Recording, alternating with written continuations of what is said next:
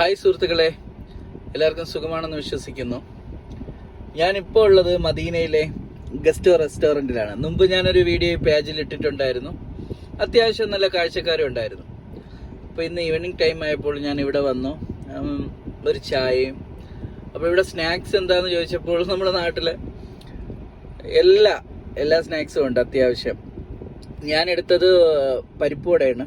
പരിപ്പുവട ഞാൻ കഴിച്ചു നോക്കി, മാഷാല്ലാ നല്ല ടേസ്റ്റാണ്.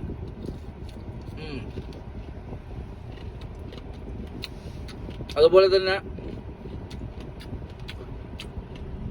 ഇപ്പോൾ സമയം 5:35. ഞാൻ കടയ്ക്കുള്ളിൽ എല്ലാ സൗകര്യമുണ്ട്, പക്ഷെ ഞാനെങ്കിലും ഒരു വീഡിയോ ഇങ്ങനെ എടുക്കാമെന്ന് കരുതിയാണ് വണ്ടി ഇരുന്ന് എന്ത് ചെയ്തത് കഴിക്കുന്നത്.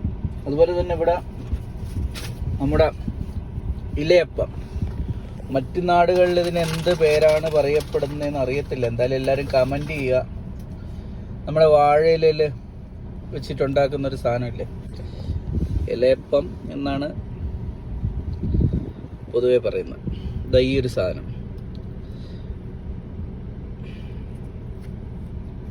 അപ്പോൾ ഈ ഒരു സാധനവും മാഷാഅല്ലാഹ് ഇവിടെ അവൈലബിൾ ആണ്.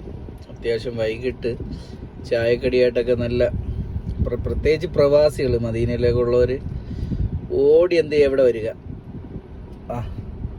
ഞാനൊന്ന് കഴിച്ച് നോക്കിയിട്ട് പറയാം.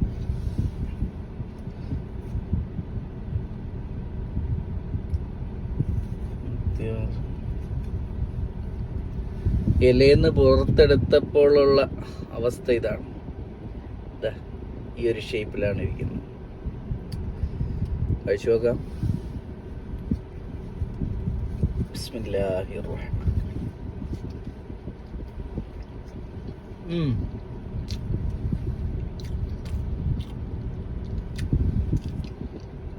ശർക്കര, അതുപോലെ തന്നെ